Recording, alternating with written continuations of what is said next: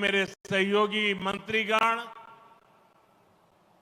Deputy CM ऊर्जावान पवन कल्याण जी, राज्य सरकार के मंत्रीगण, सभी सांसद और विधायकगण और आंध्र प्रदेश के मेरे प्यारे भाइयों और बहनों,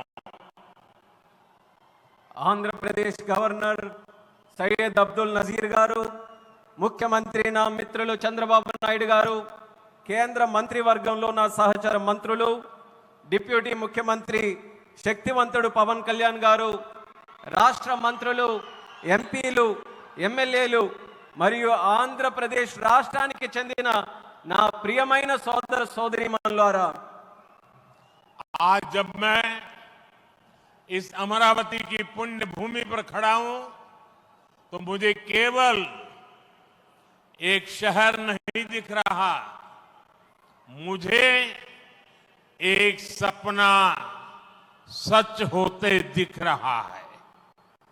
एक नया अमरावती, एक नया आंध्र।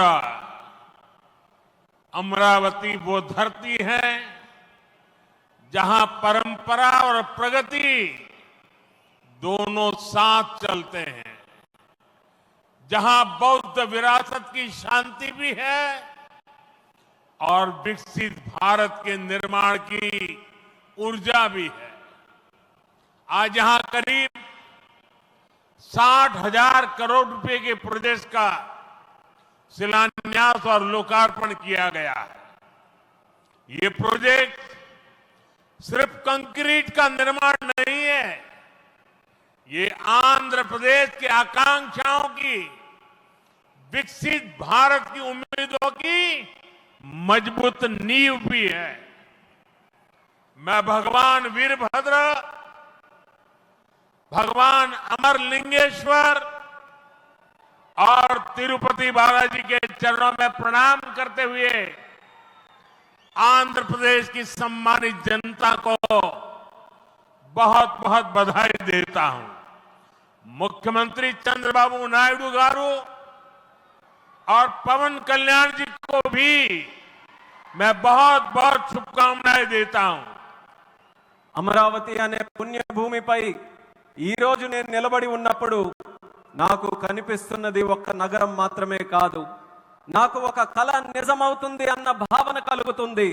ఒక కొత్త అమరావతి, ఒక కొత్త ఆంధ్రప్రదేశ్। అమరావతి అంటే సాంప్రదాయం మరియు పురోగతి కలిసి నడిచే భూమి। ఇక్కడ బౌద్ధ వారసత్వం యొక్క శాంతి ఉంది, అలాగే వికసిత భారతదేశాన్ని నిర్మించుకోగలిగిన శక్తి కూడా ఉంది। ఇవాళ సుమారు 60,000 కోట్ల రూపాయల విలువైన ప్రాజెక్టులకి శంకుస్థాపనలు మరియు ప్రారంభోత్సవ కార్యక్రమాలు చేస్తున్నాం। ఇవి కేవలం కాంక్రీట్ నిర్మాణాలు మాత్రమే కావు, ఇవి ఆంధ్రప్రదేశ్ ఆశలకు మరియు వికసిత భారతదేశ ఆశయాలకు ఒక బలమైన పునాది వేయబోతుంది। నేను వీరభద్ర స్వామికి, అమరలింగేశ్వర స్వామికి మరియు తిరుపతి వెంకన్న స్వామికి వారి పాదాలకి నమస్కరిస్తూ ఆంధ్రప్రదేశ్ ప్రజలకు హృదయపూర్వక శుభాకాంక్షలు తెలియజేసుకుంటున్నాను। అలానే ముఖ్యమంత్రి చంద్రబాబు నాయుడు గారికి, పవన్ కళ్యాణ్ గారికి నా ప్రత్యేక శుభాకాంక్షలు తెలియజేస్తున్నాను। साथियों, हम सब जानते हैं इंद्रलोक की राजधानी का नाम अमरावती था और अब अमरावती आंध्र प्रदेश की राजधानी है। ये सिर्फ संयोग नहीं है, ये स्वर्ण आंध्रा के निर्माण का भी शुभ संकेत है। स्वर्ण आंध्रा विकसित भारत की राह को मजबूत करेगा और अमरावती स्वर्ण आंध्रा के विजन को ऊर्जा देगी। अमरावती केवलम ओक नगरम का दो, अमरावती ओक शक्ति आंध्र प्रदेश नो आधुनिक प्रदेश का मार्चे शक्ति आंध्र प्रदेश नो అధునాతన ప్రదేశ్ గా మార్చే శక్తి. మిత్రులారా, ఇంద్రుడు తాలూకా రాజధాని పేరు అమరావతి అని మన అందరికీ కూడా తెలుసు. ఇప్పుడు అమరావతి మన ఆంధ్రప్రదేశ్ రాష్ట్రానికి రాజధానిగా నిలిచింది. ఇది కేవలం యాదృచ్ఛికం కాదు, ఇది స్వర్ణ ఆంధ్రప్రదేశ్ రాష్ట్ర నిర్మాణానికి శుభ సూచకం అనేది తెలియజేస్తున్నాను.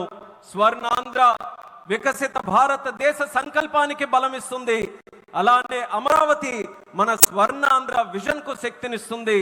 అమరావతి అంటే కేవలం ఒక నగరం కాదు, అమరావతి ఒక శక్తి. ఆంధ్రప్రదేశ్ కు ఆధునిక ఆంధ్రప్రదేశ్ గా అధునాతన ఆంధ్రప్రదేశ్ గా మార్చే శక్తి అని తెలియజేస్తున్నాను. साथियों, अमरावती एक ऐसा शहर होगा जहां आंध्र प्रदेश के हर नौजवान के सपने साकार होंगे. Information technology, artificial intelligence, green energy, clean industry, शिक्षा और स्वास्थ्य, आने वाले कुछ सालों में इन सारे सेक्टर में अमरावती एक लीडिंग सिटी बनकर खड़ा होगा. इन सारे सेक्टर्स के लिए जो भी इंफ्रास्ट्रक्चर जरूरी होगा, केंद्र सरकार उसे रिकॉर्ड स्पीड से पूरा करने में राज्य सरकार की पूरी मदद कर रही है. మిత్రులారా, అమరావతి అనేది ప్రతి ఆంధ్ర యువకుడి కలలు నిజమయ్యే నగరంగా తయారవబోతుంది. Information technology, artificial intelligence, green energy, clean industries, విద్య, ఆరోగ్య రంగాల్లో రానున్న రోజుల్లో అమరావతి దేశంలోనే ప్రధాన నగరంగా నిలవబోతుంది. ఈ రంగాల కోసం అవసరమైన మౌలిక వసతులు నిర్మించడానికి కేంద్ర ప్రభుత్వం రికార్డు స్పీడ్తో పనులు పూర్తి చేయడానికి రాష్ట్ర ప్రభుత్వానికి సంపూర్ణ సహకారం అందించబోతుందని తెలియజేస్తున్నాను. अभी हमारे चंद्रबाबू जी टेक्नोलॉजी को लेकर के मेरी भारी तारीफ कर रहे थे, लेकिन मैं आज एक रहस्य बता देता हूं. जब मैं गुजरात में नया मुख्यमंत्री बना तो मैं बाबू हैदराबाद में बैठ करके किस किस प्रकार के इनिशिएटिव ले रहे हैं उसका बड़ा बारीकी से अध्ययन करता था और मैं उसमें से बहुत कुछ सीखता था और उसे आज मुझे लागू करने का अवसर मिला है. मैं लागू कर रहा हूं. ఇప్పుడు చంద్రబాబు గారు మీరు అందరి ముందు నాకు టెక్నాలజీ నాతో మొదలైందన్నట్టుగా ప్రశంసిస్తున్నారు. కానీ నేను మీ అందరికీ కూడా ఒక రహస్యం చెప్తాను. నేను సరికొత్తగా ముఖ్యమంత్రి అయినటువంటి రోజుల్లో గుజరాత్లో ఉన్నప్పుడు అప్పుడు చంద్రబాబు నాయుడు గారు ఆంధ్రప్రదేశ్లో హైదరాబాద్లో ఐటీని ఏ రకంగా డెవలప్ చేస్తున్నారో నేను క్లోజ్గా అబ్జర్వ్ చేసి అధికారులను కూడా పెట్టి అబ్జర్వ్ చేయించి ఆ రోజు నేను చాలా దగ్గరగా తెలుసుకున్నటువంటి విషయాలు మళ్ళీ తిరిగి ఈ రోజు ఆంధ్రప్రదేశ్కి వచ్చి మళ్ళీ మీ అందరి ముందు ఈ రోజు నేను చేయగలుగుతున్నానన్నది తెలియజేస్తున్నాను. और मैं अपने अनुभव से कहता हूं, फ्यूचर टेक्नोलॉजी हो, बहुत बड़े स्केल पर काम करना हो और जल्दी से इसे जमीन पर उतारना हो तो वो काम चंद्रबाबू उत्तम से उत्तम तरीके से कर सकते हैं. అలాగే నా అనుభవంతో చెప్తున్నాను, పెద్ద స్కేల్లో ప్రాజెక్టులు చేయాలన్నా తొందరగా అవి పూర్తి చేయాలన్నా మంచి క్వాలిటీతో అవన్నీ కూడా పూర్తి చేయాలన్నా దేశంలో చంద్రబాబు నాయుడు గారి కంటే దాంట్లో మిన్న మరెవ్వరూ కూడా లేరు అనేది ఈ సభాముఖంగా తెలియజేస్తున్నాను. साथियों, 2015 में मुझे प्रजा राजधानी का शिलान्यास करने का अवसर मिला था. बीते सालों में केंद्र सरकार ने हर प्रकार से अमरावती के लिए मदद दी है. यहां बेसिक इंफ्रास्ट्रक्चर के निर्माण के लिए सभी कदम उठाए गए हैं.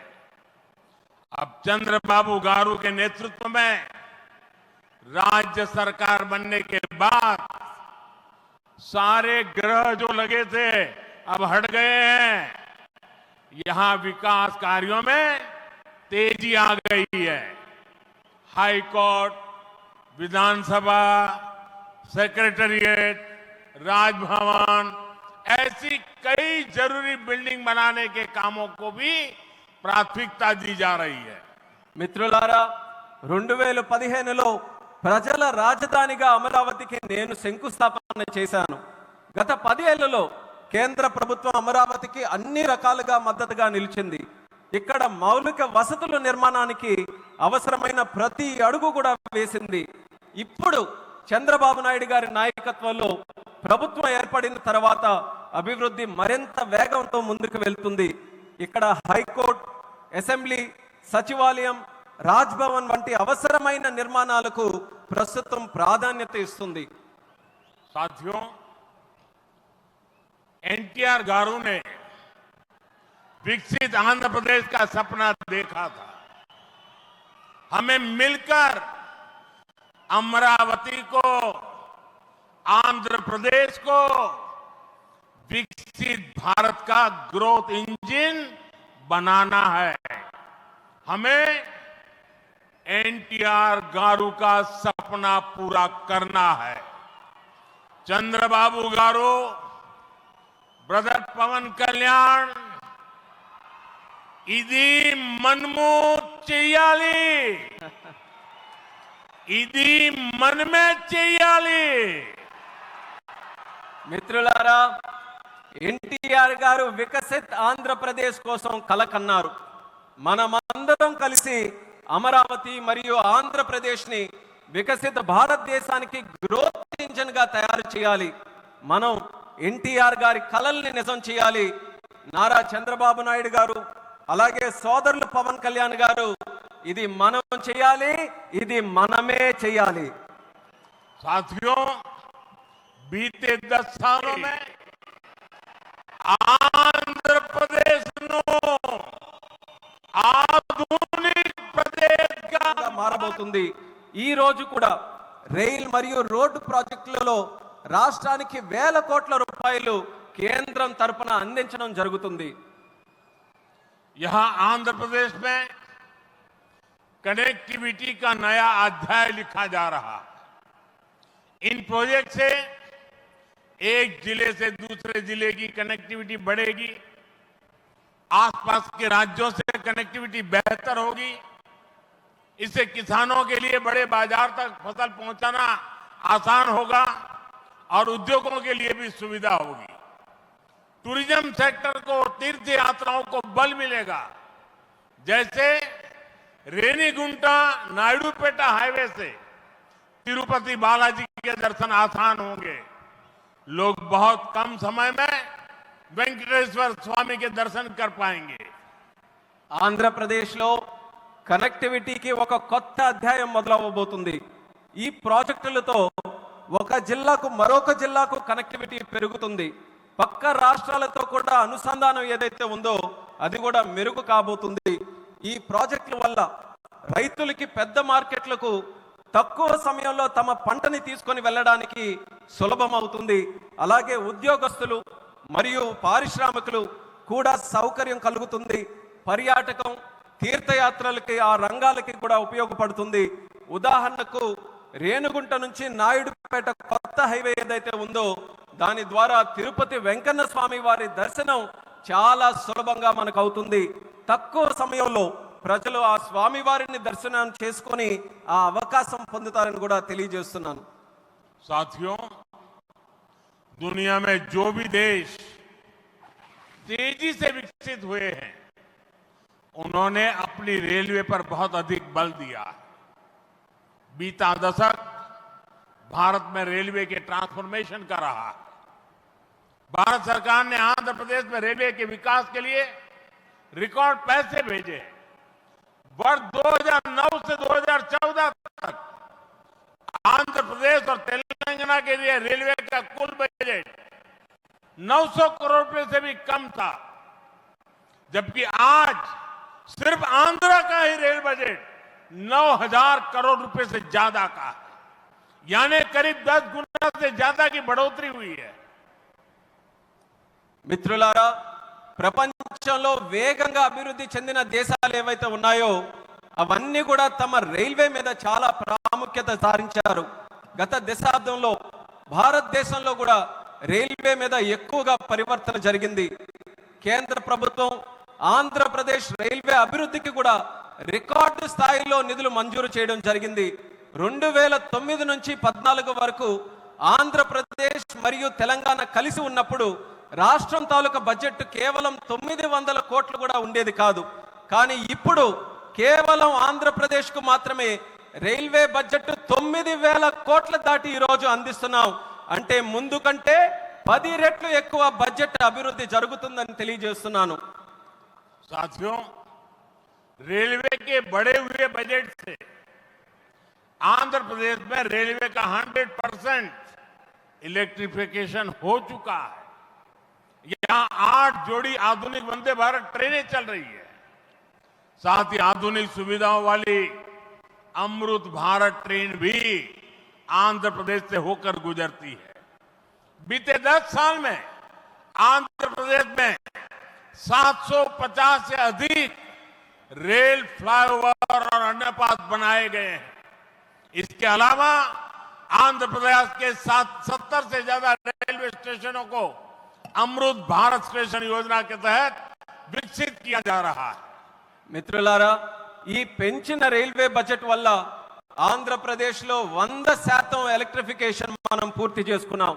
ఇక్కడ 8 సరికొత్త వందే భారత్ ట్రైన్లు ప్రారంభమయ్యాయి. దానితో పాటు ఆధునిక వసతులతో కలిగి ఉన్న అమృత్ భారత్ రైలు కూడా ఆంధ్రప్రదేశ్ నుంచి వెళ్తుంది.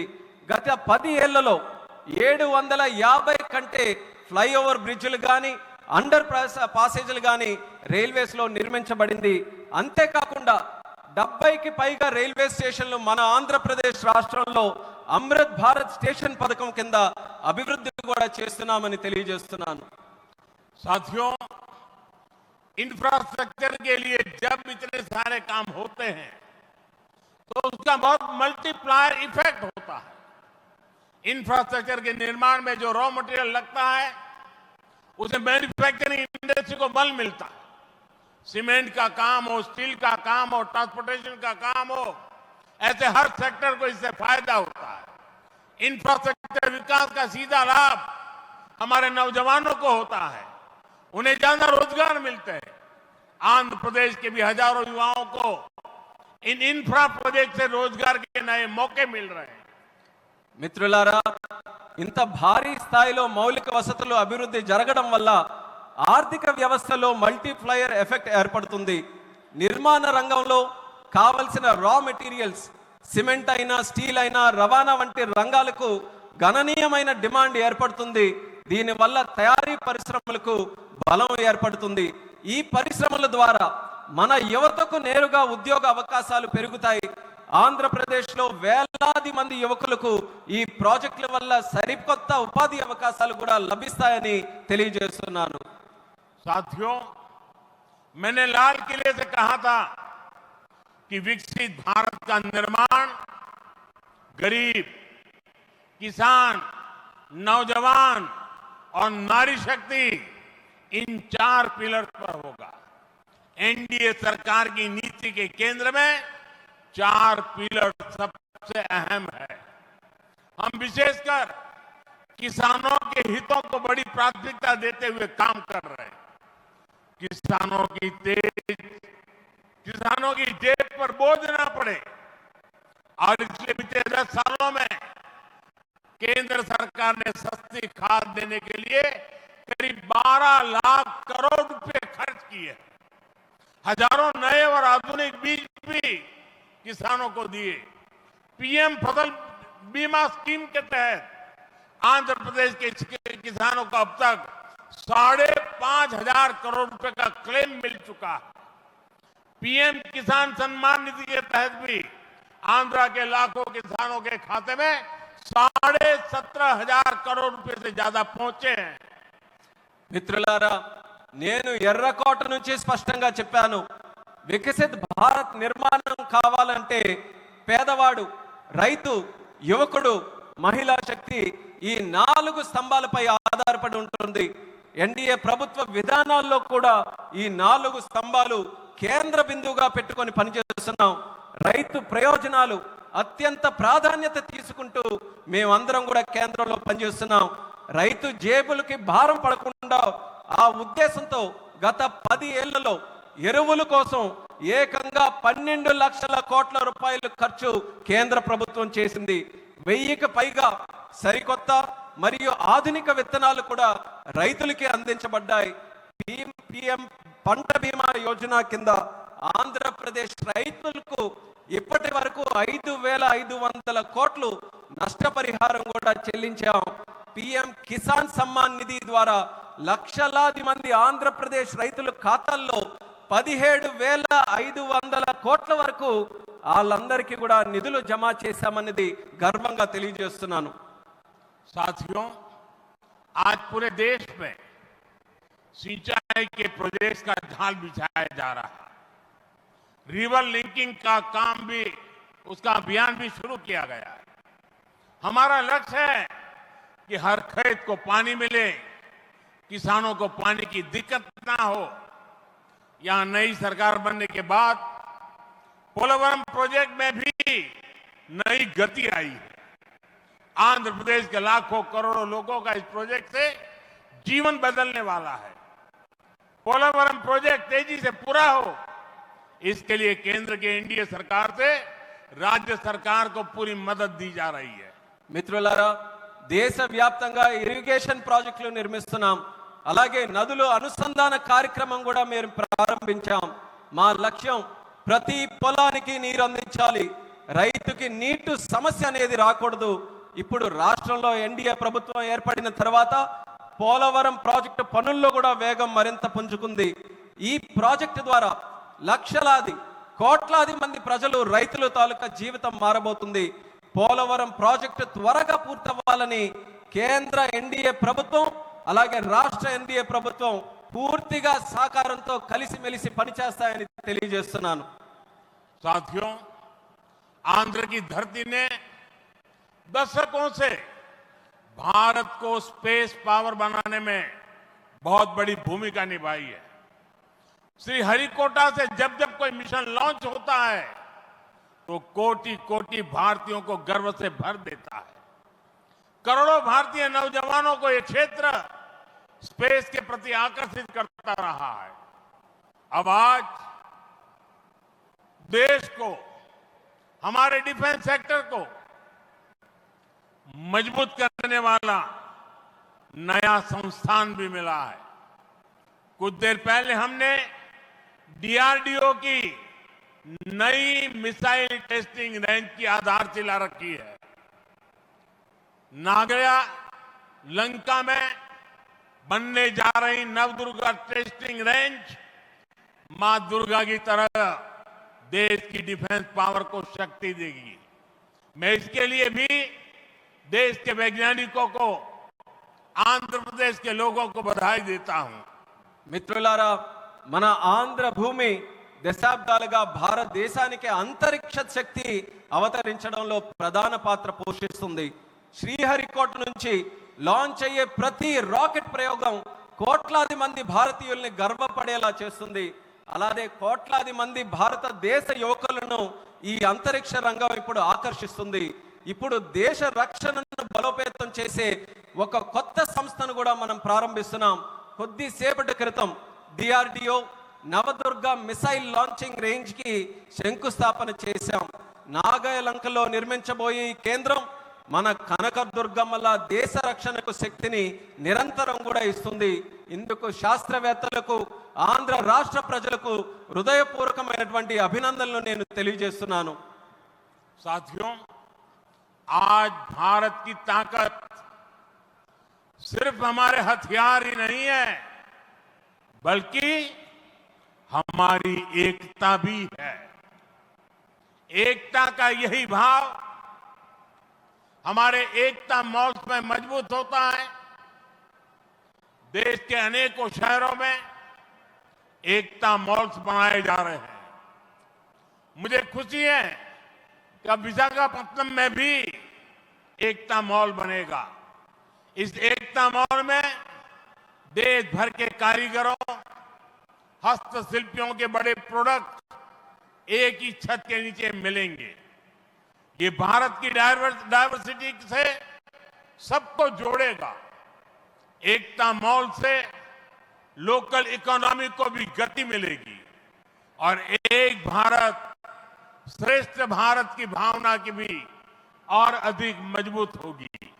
మిత్రులారా, ఈ రోజు భారత్ యొక్క శక్తి కేవలం ఆయుధాల్లోనే లేదు, మన ఐక్యతలో కూడా ఉంటుంది. ఈ ఐక్యత భావమే మన ఏక్తా మాల్స్ కు మరింత బలోపేతం చేస్తుంది. దేశంలో అనేక నగరాల్లో ఈ మాల్స్ ని మనం నిర్మించబోతున్నాం. ఇప్పుడు విశాఖపట్నంలో కూడా ఒక ఏక్తా మాల్ నిర్మించడం కోసం మనం ఈ రోజు శంకుస్థాపన చేశాం. దానికి నాకు ఎంతో ఆనందంగా ఉంది. ఇక్కడ దేశవ్యాప్తంగా ఉన్న హస్త కళాకారులు వాళ్ళ ఉత్పత్తులు ఒకే చోట అందుబాటులో మనకు ఉంటాయి. ఈ మాల్ భారత వైవిధ్యాన్ని అనుసంధానిస్తుంది. లోకల్ ఎకానమీకి కూడా ప్రోత్సాహం ఇచ్చేలా ఈ మాల్ నడుస్తుంది. అలాగే ఏక్ భారత్ శ్రేష్ఠ భారత్ అనే భావనను మరింత బలోపేతం చేస్తుందని తెలియజేస్తున్నాను. साथियों, अभी हमने चंद्रबाबू जी को सुना. उन्होंने 21 जून अंतर्राष्ट्रीय योगा दिवस की चर्चा की. मैं चंद्रबाबू का, आंध्र की सरकार का और आंध्र के लोगों का आभारी हूं कि आपने अंतर्राष्ट्रीय योग दिवस के लिए देश का प्रमुख कार्यक्रम आंध्र में करने के लिए निमंत्रण दिया. मैं इसके लिए आपका आभार व्यक्त करता हूं और जैसा आपने कहा है, मैं स्वयं भी 21 जून को आंध्र के लोगों के साथ योग करूंगा और दुनिया का एक कार्यक्रम यहां पर होगा. इस कार्यक्रम का महत्व इसलिए भी है कि अंतर्राष्ट्रीय योग दिवस का 10 साल की यात्रा का ये 10वीं साल का महत्वपूर्ण पड़ाव है. पूरे विश्व में योग के प्रति एक आकर्षण है. इस बार पूरी दुनिया 21 जून को आंध्र की तरफ देखेगी और मैं चाहूंगा कि आने वाले 50 दिन पूरे आंध्र में योग को लेकर के एक जबरदस्त वातावरण बने, स्पर्धाएं हो और वर्ल्ड रिकॉर्ड करने का काम आंध्र प्रदेश करके पूरी दुनिया को चकित कर दे. और मैं मानता हूं चंद्रबाबू जी के नेतृत्व में ये होके रहेगा. మిత్రులారా, ఇప్పుడే మనం చంద్రబాబు నాయుడు గారిని విన్నాం. అంతర్రాష్ట్రీయ యోగా దినం జూన్ 21న మనం చేసుకోబోతున్నాం. దానికి చంద్రబాబు నాయుడు గారికి, ఏపీ గవర్నమెంట్కి, అలాగే రాష్ట్ర ప్రజలకి అందరికీ కూడా నేను ధన్యవాదాలు తెలియజేసుకుంటున్నాను నన్ను ఆ రోజు ఇక్కడ ఆహ్వానించినందుకు. ఆ రోజు తాలూకా ప్రత్యేకత ఏంటంటే, మనం జూన్ 21 యోగా దినం, ప్రపంచ యోగా దినం ప్రకటించి 10 సంవత్సరాలు కాబోతుంది. ఆ రోజు కేవలం ఆంధ్రాలో యోగా ప్రచారం చేయడమే కాదు, ప్రపంచం మొత్తం ఉన్నటువంటి ప్రజలందరూ కూడా ఆంధ్రప్రదేశ్ రాష్ట్రం వైపు చూసేలా మనం అందరం కూడా చేయాలి. అది చేయాలనంటే ఈ ఉన్నటువంటి 50 రోజులు ఏదైతే ఉందో, ప్రతి ఊరిలో, ప్రతి గ్రామంలో, ప్రతి వీధిలో కూడా, ప్రతి ఇంటిలో కూడా యోగాని మరింత ప్రాముఖ్యత తీసుకొని వచ్చే విధంగా కార్యక్రమాలు చేస్తూ వరల్డ్ రికార్డు సాధించే విధంగా ఈ 50 రోజులు కూడా మనం అందరం వినియోగించుకోవాలి. నాకు నమ్మకం ఉంది, చంద్రబాబు నాయుడు గారి తాలూకా నాయకత్వంలో అది ఖచ్చితంగా మనం సాధించగలగం. అది మీరందరి తాలూకా సమక్షంలో విశాఖపట్నంలో ఏర్పాటు చేయబోయే యోగా కార్యక్రమంలో మీ అందరి ఆహ్వానం మేరకు నేను ఖచ్చితంగా వస్తాను. ఆ రోజు మనం అందరం కూడా కలిసి యోగా చేద్దాం. ఆ రోజు ప్రపంచం తాలూకా దృష్టి యోగా వైపు, అలాగే భారతదేశం వైపు కూడా మళ్ళిద్దామని ఈ సభాముఖంగా తెలియజేసుకుంటున్నాను. साथियों, आंध्र प्रदेश में ना तो सपने देखने वालों की कमी है और न ही सपनों को साकार करने वाले कम है. मैं विश्वास के साथ कह सकता हूं, आज आंध्र प्रदेश सही राह पर चल रहा है। आंध्र ने सही स्पीड पकड़ ली है। अब ग्रोथ की स्पीड को हमें लगातार तेज करते रहना है। और मैं कह सकता हूं, जैसा बाबू ने 3 साल में अमरावती के निर्माण का जो सपना देखा है, इसका मतलब ये 3 साल की सिर्फ अमरावती की गतिविधि आंध्र प्रदेश के जीडीपी को कहां से कहां पहुंचा देगी, ये मैं साफ देख रहा हूं।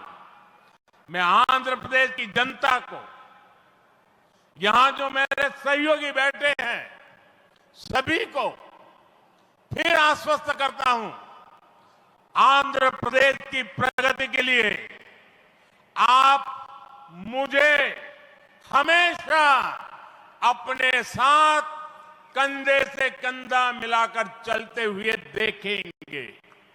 एक बार फिर आप सभी को बहुत बहुत शुभकामनाएं। मी अंदरी आशीर्वाद मुतो ఈ కుటుంబీ ఆంధ్రప్రదేశ్ అభివృద్ధికి కట్టుబడి ఉన్నది। ధన్యవాదాలు। మిత్రులారా, ఆంధ్రప్రదేశ్ లో కలలు కనే వాళ్ళ సంఖ్య తక్కువేమీ కాదు, అలానే ఆ కలలను నిజం చేసే వాళ్ళకి కూడా తక్కువేమీ కాదు। నేను నమ్మకంతో చెప్తున్నాను, ఇవాళ ఆంధ్రప్రదేశ్ ఒక సరైన మార్గంలో నడుస్తుంది, అలానే సరైన వేగంతో ముందుకు వెళ్తుంది। ఈ అభివృద్ధి వేగాన్ని మనం అందరం కొనసాగించాలి, అలానే పెంచుతూ ఉండాలి। ఇప్పుడే చంద్రబాబు నాయుడు గారు మాట్లాడుతూ చెప్పారు, 3 సంవత్సరాల్లో అమరావతి తాలూకా పనుల్ని పూర్తి చేస్తామని। నేను ఊహిస్తున్నాను, 3 సంవత్సరాల్లో అమరావతి పూర్తయిన తర్వాత ఆంధ్రప్రదేశ్ రాష్ట్రం తాలూకా జీడిపి ఏ స్థాయికి వెళ్తుందో ఒక్కసారి నేను ఊహించగలను। అది ఆంధ్రప్రదేశ్ రాష్ట్రం తాలూకా చరిత్రను మార్చబోతుందని తెలియజేస్తున్నాను। అందుకని ఆంధ్రప్రదేశ్ రాష్ట్ర ప్రజలకు, ఇక్కడ కూర్చున్న నా సహచరులకు నేను నమ్మకం కల్పిస్తున్నా, ఆంధ్రప్రదేశ్ రాష్ట్ర అభివృద్ధిలో మీ భుజంతో పాటు నా భుజం కూడా కలిపి పనిచేస్తానని నమ్మకంతో ఈ సందర్భంగా తెలియజేస్తున్నాను। మీ అందరికీ మరొక్కసారి నా హృదయపూర్వక శుభాకాంక్షలు తెలియజేస్తున్నాను। మీ అందరి ఆశీర్వాదంతో ఈ కూటమి ఆంధ్రప్రదేశ్ అభివృద్ధికి ఎల్లప్పుడూ కూడా కట్టుబడి ఉంటుంది। మీ అందరికీ కూడా నా ధన్యవాదాలు। భారత్ మాతా की జై, भारत माता की జై, भारत माता की జై। वंदे మాతరం, वंदे మాతరం, वंदे మాతరం, वंदे మాతరం, वंदे మాతరం, वंदे మాతరం, वंदे మాతరం, वंदे మాతరం।